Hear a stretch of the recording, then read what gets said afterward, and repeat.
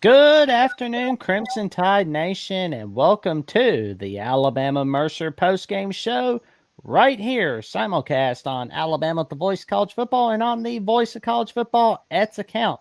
I'm yours truly, Jackson Johnson, and I got my partner in crime, Johnny Burtz, as we give you our take on what happened in the Alabama 52-7 victory over Mercer. I can tell you right now, it was a wild ride. Yeah, yeah. Enjoyable ride. Oh, yeah. How you Mhm. doing today, man? I'm doing well. Doing well. Doing well. Enjoy the game. I thought it was a good game. Enjoying the Me, weather. Enjoying the weather. It's finally cooling off down here.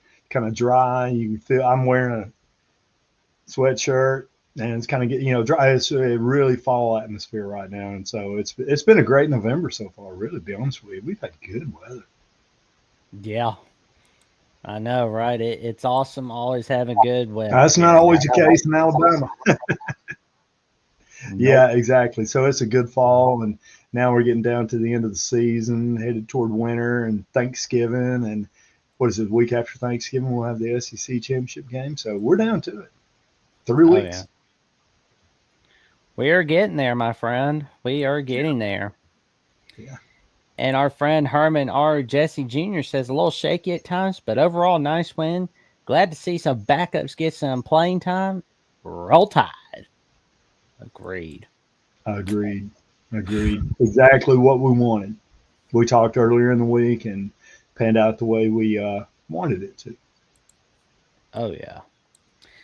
But I'm looking for something to read during this holiday season.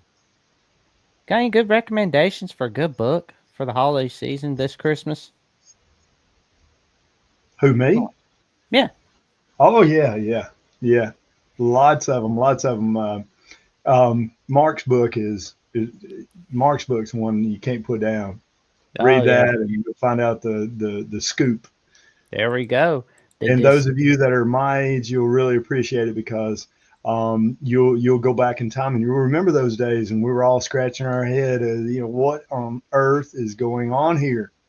Why can't we just solidify everything? Just one champion, and everybody agrees. There we go. The But disputed as nation. I told you before, that season brought us to where we are today. That's that part of time back then. Um, it's it's brought us where we are today. There we go. The disputed national champions. College football's historical 1990s reset, where you will learn what happened during the 90s, how the decade changed sport, why the championship results should be questioned, how to critically think through the scenarios to appreciate the accomplishments of teams that were not recognized as champions. This book provides an in depth analysis of the changes, controversies, and outcomes that defined a decade of college football. Grab your copy now. There we go. And also, we got a little something from Amazon where you can shop on Amazon using the link to support the voice of college football. You don't need to buy the product display, doesn't cost you a penny, and you get the same shopping experience, especially with Black Friday coming up. Yeah, Although, for me personally, Black Friday is the day where you watch college football, but that can be a topic of debate for another day. yeah, exactly. But there's a topic that's not really for debate. Of course, we dominated the holy crap out of Mercer. Yeah, yeah. And watching the game, uh, the game always finds its rhythm. I thought as the game progressed, started finding a rhythm, and you could see, um, a little superiority with talent in Alabama. But I mean, Mercer played well, and there were some mistakes, things that made nature that they made. But overall, I thought they played pretty good. They really got after it. They made some good plays, solid. And but I'll tell you what, the thing that I'm noticing most with regard to Alabama as the season has progressed is they are really, really getting better on defense. Yeah, I Yeah, mean they're tackling better. There were some penalties there. I mean, sometimes these penalties, the refs kill me because and now we do the replay, and it's just, I mean, they're at the start of the second half. I mean, it was like over and over and over with these replays, and you know, and going to the to the film and looking at it and over. It just screws the rhythm of the game. And then I thought some of the the calls were just bogus. I mean, they're on the opening drive with Mercer. They called a pass interference, and guy, obviously there was no way to catch the ball. And I didn't think I thought there were little hands there in it, but it was back and forth with both the receiver and the defensive back. And so I thought that was just I think that I didn't agree with it, put it that way. But in the end, turnovers and things in that nature, Alabama was able to capitalize and not make a lot of turnovers, and then have some sustained drives and do Milroe once again. He's a threat. So overall, I thought it was pretty good. I thought Mercer was held their own as far. I mean, be honest with you, I thought they held their own and were in the game, and were playing hard. And then I thought Alabama defensively getting better and better, tackling's getting better, and when you have that in your back pocket, you got Milroe and you got big plays on offense with Ryan. Williams, he came out and had some big plays early and stuff like that. So you're going to have a pretty good whatever with offense, but then now the defense is really getting a lot better, doing a lot more stunts, and they were in some good plays. And hats off to Mercer. I mean, we had them wrapped up a couple of times. They spun off of it and generated some yardage and stuff like that. But defensively, I'm feeling really good. Every week I'm starting to get a little better with what we're doing on defense. Yeah, we need our defense to look really good, especially against Oklahoma and Auburn. I mean, I get it that Oklahoma and Auburn are teams that are fighting for bowl eligibility, but we definitely need to win those next two games to get in the playoffs. I don't know if we're going to get in the SEC title game. And like Jeffrey, our co-star for the call-in show and host of Indiana The Voice of College Football, said, I'd much rather get in the playoffs and get in the SEC title game. And, as far as I recall, I don't know if you heard this part during the Alabama Mercer game, but I know like the broadcaster at the game was saying nobody should be leaving out the loser of the SEC title game, which tells me right then and there, whoever gets in the SEC title game, doesn't matter who wins or loses, they're in no matter what. I've been saying that for weeks. I've said it all off season throughout this whole year. It's going to be the SEC teams that get in the title game and the Big Ten title game that get in. So it's like if Alabama gets in the SEC title game with all this magic, well, all this upsy daisy stuff going on in the conference, we can see Bama get in regardless. Yeah, did you watch ESPN Game Day this morning? A little bit. Yeah, I watched some of it, and they went through the SEC scenario, and you could the way they were, and of course things have to pan out and different things, and one of the scenarios involves Auburn, beating Texas A&M or something like that. So, which I don't think is going to happen. But then at the end, Texas A&M Texas play. But there is a scenario where you could have 6 or 7 teams at 6-2, with 2 losses at the end of the regular season. And then how do and of course they've got all these multitude of tiebreakers and all this head to head and everything. But I mean, the first season, I mean, just because somebody's got 2 losses, if they keep winning out, Ole Miss, Alabama, these teams, and the top dogs up there with 1 loss, you're looking at Tennessee tonight. Georgia pulls it off, which they're definitely capable of. And then, Auburn, whatever, with Texas A&M.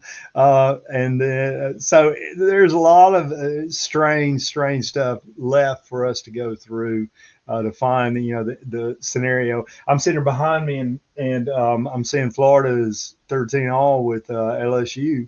That's interesting.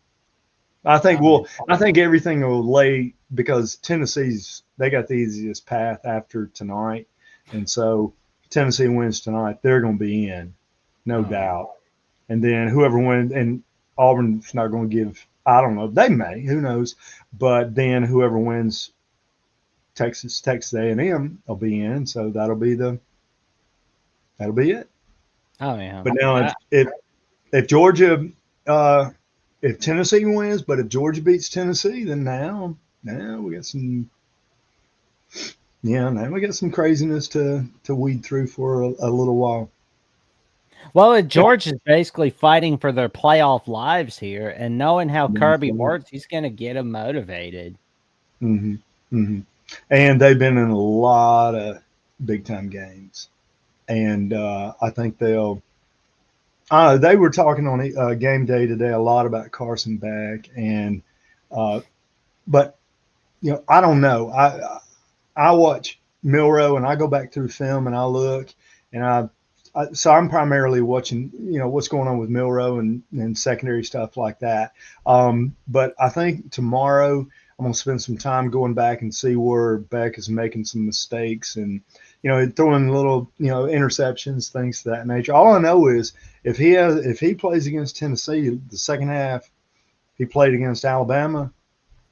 Look out, There we because go. that guy was a warrior that night. He was outstanding. So, Well, I was going to say that you had some stats pulled out from the Alabama Mercer matchup. mhm. So I Yeah. noticed that third down we looked really good on. Passing yards are a lot better than they have been in past weeks, and you talked about those turnovers we forced them today. hmm And there were some odd turnovers today, with the knee down and even with Alabama and Jalen, Milrow at the start of the game. Was he down? I don't know. Call could have gone either way, I guess. If it's even, give it to the home team. I don't know. In baseball, what if it's, tie goes to the runner? And if I'm a referee, if it's even, I'll give it to the home team because I got to get out of the stadium. But yeah, so there were some interesting scenarios that panned out with regard to decisions on turnovers and that. But when I look at the game right there, I'm looking at third down efficiency, and Alabama definitely much better, much better. And kudos to the defense. I mean, the result with Mercer is based on the defense, 1 for 9. Defense stepped up and played well. And then total yards, obviously. I didn't go. You didn't. You see where I didn't highlight the passing because there were so many. All what 4 quarterbacks played for Alabama. Yeah, Jalen and Ty Simpson played today. Yeah, and then Dylan, and then Austin Mack, big guy, played at the end, threw that one to the corner of the end zone. So hmm, the only thing Yeah. about the game that I hated the most was for who was it? Was it Proctor? The I don't know. Oh, They called. Caden They said Proctor. yeah, Miller was down, or was it Haynes? That one of them was down at the end. The knee went down, and that kind of stuff, and the ball popped out. And that guy, you saw when he was running off the field, you saw him running. He was screaming. He was, oh my gosh! And they took it away from him. So I hated that. But yeah, the stats where they should have been. I was, and I know the formula. Look, here's the formula with regard to starting players. All right, you gonna get what you can with for when you're playing a whatever opponent you're supposed to beat. Get what you can the first half, and then starters play the opening drive of the second half, and then if good things happen, scores still in control, then you start playing. Um, second, third, get guys off the bench and let them have a good time. And so so I was kind of concerned. I thought after the first quarter, I don't know, they're going to get Milrow out of here and stuff like that. But then after I started pondering it and thinking and that kind of stuff, so I know DeBoer and most football coaching aficionados know the general gist of it. Get what you can the first half, starters first, drive the second half, and then you go from there. So they stuck to the script. So no problem. I was initially worried, but I got over it real quick. But you can see the stats right there: third down efficiency, total yards. I didn't passing was a combination, so I didn't really focus on that. But then I went down there turnovers. And you see, I didn't look at penalties because some of these calls were just I don't know, they were out there. So I didn't focus on penalties. So Yeah. big win. Did what they had to do. Control their destiny. Got to go to Norman. Oh yeah. Now, did Saban? No, yeah. Saban coached it. Under Saban, did we go to Oklahoma and play at Uh, Oklahoma? Was it a bowl game? we only played twice at a bowl game. We played in the Bowl Sugar game. Bowl and Okay. we played in the Orange Bowl. Okay. I couldn't remember. I know you and I talked. I know we played with Shula and played them in. I was at the game in Tuscaloosa, so I remember that one. And but so it's been a while. What 10? Well, over 15, Mhm. 16, 17 years since we played in Norman. 22 years. 22. Gosh, I'm getting old. Um, so I'll guarantee you they'll have a good crowd there because Oklahoma always, just the Oklahoma, Alabama, just the name brands draw a crowd. I'd go. Yeah. I mean, I'll be honest. I'm glad to see Alabama Oklahoma as a conference game. I think it's pretty cool, but it's just in a way it's a shame Oklahoma's not doing so well this season because we're beating a top 10 Oklahoma team. Looks good for us, Hmm. but you got a 5-5 Oklahoma team. Yeah. Uh, Well, I don't know if they'll get it together this season, but Oklahoma traditionally they'll find a way back. Teams like that always do. And then for us, I saw Auburn played La Monroe. Oh, it's my age. When I played at, okay, it was Northeast Louisiana, and they were the Indians. University of Northeast Louisiana Indians in Monroe. And guess who the quarterback was for who, La Monroe? who? Bubby Brister. Nice. You know where he played? He Who? transferred out of LSU, went to La Monroe, Northeast Louisiana, the Indians, before they got all politically correct and that kind of stuff. He wound up playing where? La Monroe. No, he wound up playing for the Steelers. Oh, there we go. Bubby Brister, yeah. Oh man, he threw those haymakers all over us, man. He was throwing those. But yeah, La Monroe, and remember La Monroe. Remember Saban that first year, Hmm. La Monroe. Yeah. Yeah. Oh All man. those Louisiana schools started changing their names back then. You had Southwest Louisiana was Louisiana Lafayette, now the University of Louisiana, the Raging Cajuns. Then you had Northeast Louisiana, the Indians. Now they're, what are they though? Warhawks. Warhawks, but I I don't even get know what kind a of confused Warhawk with is. Louisiana Lafayette not being called Lafayette anymore. They call themselves Louisiana, but Yeah. They wanted to be the University of Louisiana, and I guess they, um, because LSU had the Louisiana State, but nobody had the University of Louisiana. You got Alabama and you got Alabama State, but nobody had Louisiana with LSU, and so Southwest, changed and went to Louisiana Lafayette, and then like La Monroe, Louisiana Monroe, and then they started pitching that whatever University of Louisiana. And evidently, the Raging Cajuns won out on that one. there we go. There you go. So So anyway, getting back, we got Oklahoma, and then we got Auburn, and we know Oklahoma's going to be a challenge. They're going to put it up, and then Auburn ain't going to come, lay down. Maybe no, after the first quarter, if we just go beat the stew out of them and do a Georgian after the first quarter, they'll lay down. But we'll see. well, we'll definitely wait and see what happens. And we're definitely going to find out whether we're going to be in the SEC title game or we're just going to sit and wait on whether we get in the playoffs or not. Yeah. Um, SEC title game, I'm going to predict Texas A&M. I'm Oh, going to that'd be predict they're going to play. I'm going to predict like Alabama, Georgia. I'm going to predict they're going to play twice. pretty cool, honestly. Because I Yeah. mean, I we think we Georgia's went. going to come in and knock Tennessee out of there tonight. That's my Ooh, prediction. Yeah. You can play the replay Monday. Say, oh, you're wrong, stupid. But I'm predicting, and so I think they're going to have to play twice.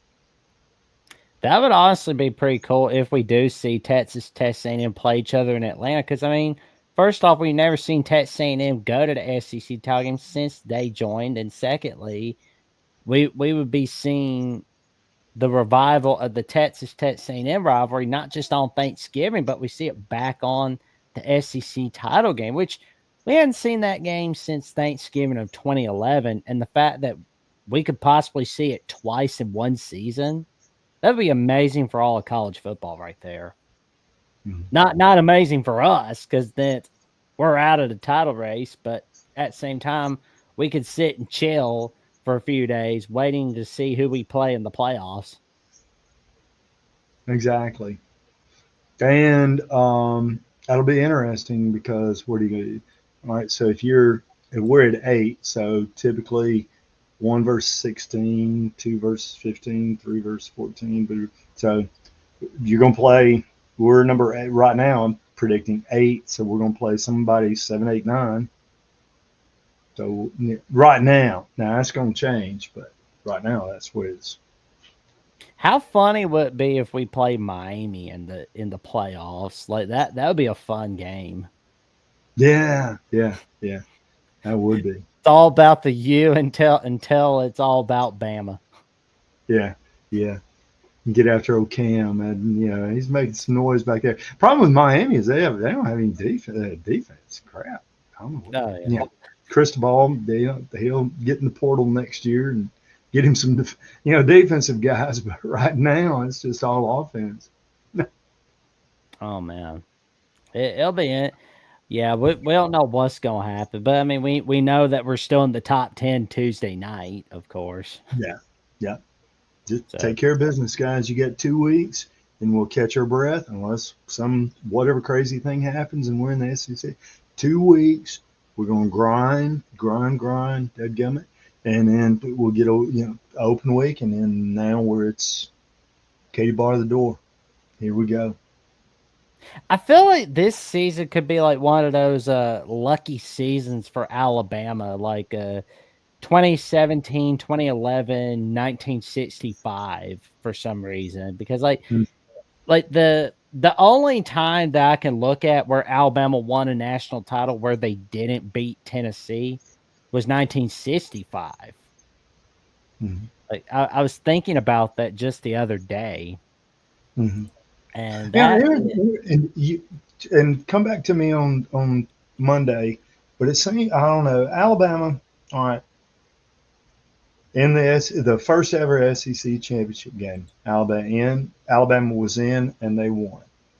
All right, right. the first 1 versus 2 for the national championship, um, us in Miami, Alabama won, and then move forward to FBS. I don't know if it's FBS, blah blah blah, but it seems like Alabama, for some reason, if you go back and look at these first season that we started this, and so now it's the first season of the playoffs. Crazy stuff. Alabama just seems to they're there. Yeah.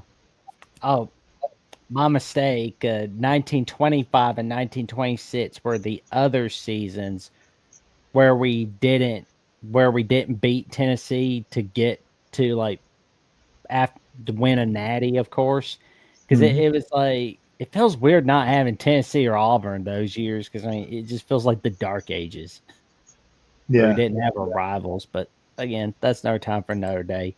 Well, But somebody like me that grew up with, just, the SEC, and then they started doing the East. And so it took a while to start getting, that dynamic. Now we're back to this, you know, whatever schedule, and there's no East West. So it's kind of like we just ping, ping, ping, back and forth. But it's like every time they come up with a new format, Alabama's always in the mix. yeah, So anyway, we'll talk more Monday. I'm going to do some scooping in that and see. But I know the first, the SEC championship game, Alabama was there and won, and then won the national championship against Miami. And wasn't that the first year that they did the automatic 1 versus 2. Yes. Instead of the bowl, one could go to the Sugar Bowl and play. Who did we play back in the old days in the SEC? It was conference matchups. Uh-huh. Yeah, and it was SEC versus Big Ten. You know what I'm saying? Big, And then Alabama yeah. would play Ohio State, and if Alabama was number one and Ohio State Citrus. was number Yeah, two, we played Ohio State in the Citrus Bowl in 1994. 1992, we played Miami in the Sugar Bowl. That was the Big East, of course. yeah, but the Sugar Bowl way back when, back then it was conference. The Rose Bowl was Big Ten, Pac 10. yeah, and I don't know how something happened way back when, and we played maybe Ohio State.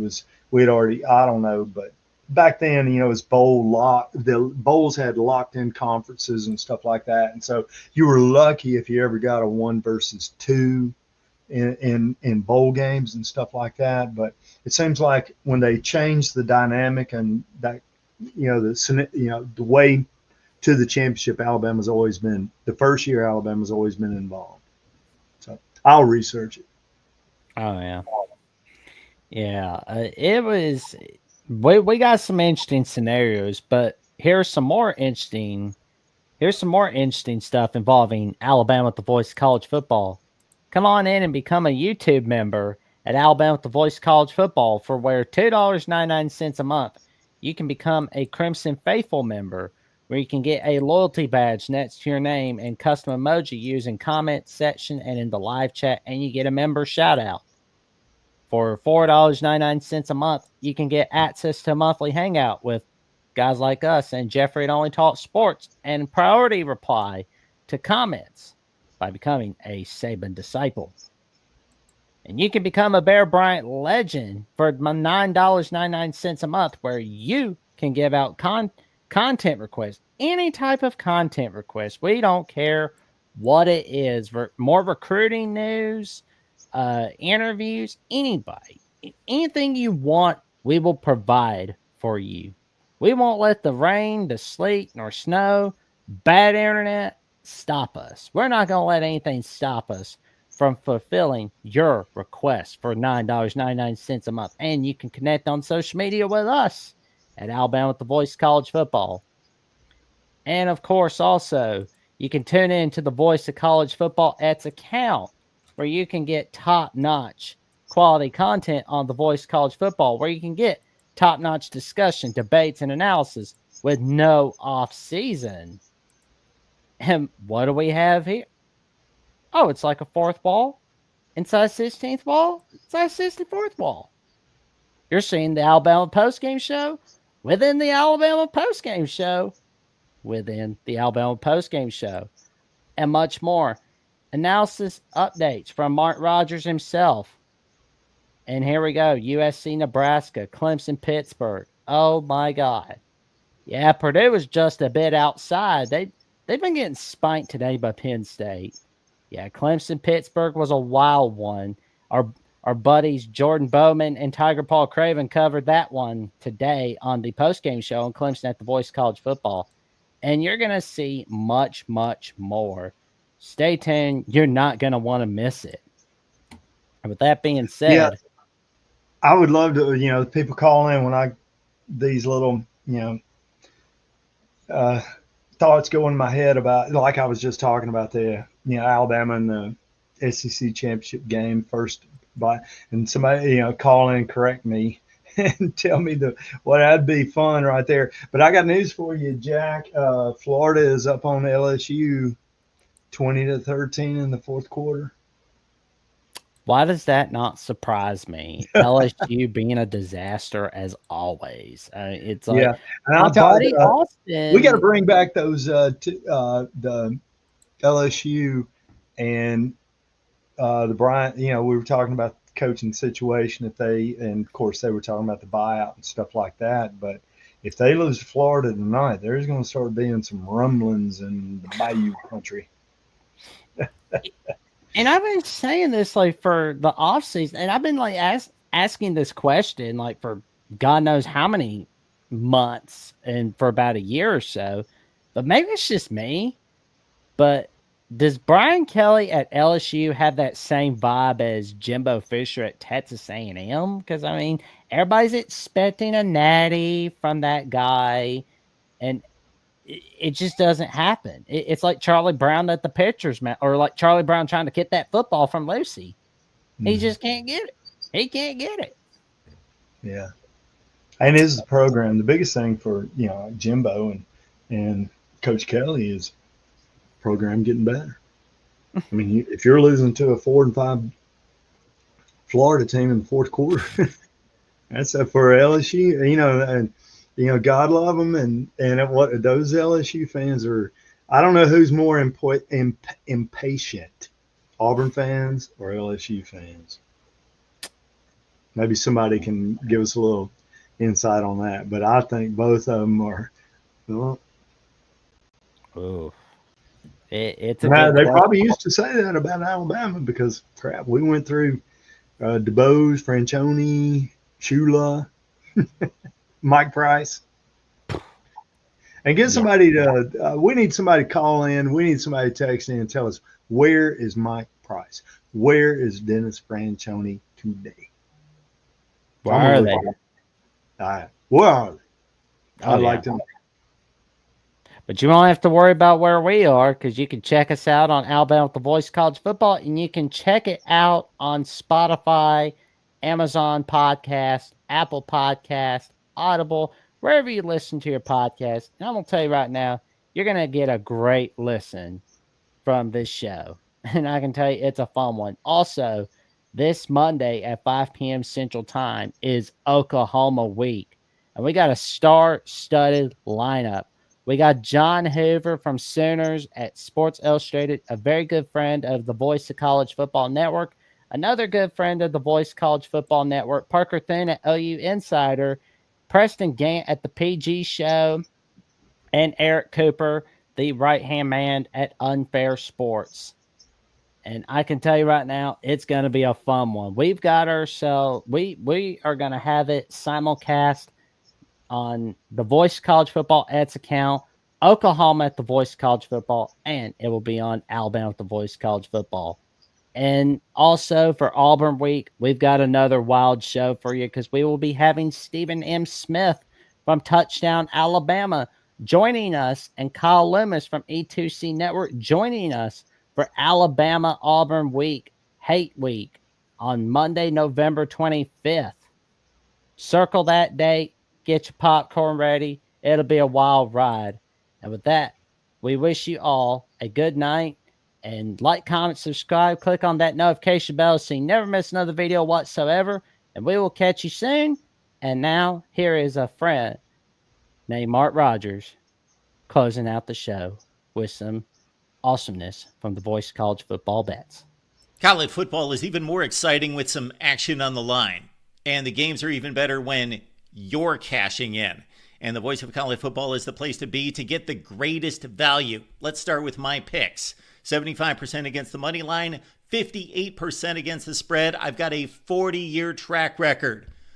In fact, in 2023, at $100 played per game, you would have netted over $9,300. And guess what? I'm just the warm-up act. Steve Merrill, our ace in the hole, show stopper from Wager Talk. 6 years with the Voice of College Football, over 30 years in the industry. Steve gives us analysis on all the big games, but you can't miss Steve's weekly under-the-radar pick, which went 21-5 against the spread the last 2 seasons. I repeat, 21-5 against the spread. You also get picks from some of our top analysts here at the Voice of College Football, including Steve Dace and Matt Zemek. Become a YouTube channel member or Patreon member for just $99 per month. Go to the main channel on YouTube, click join, and select the betting tier. Do the same thing on Patreon. Make 2024 a winner now.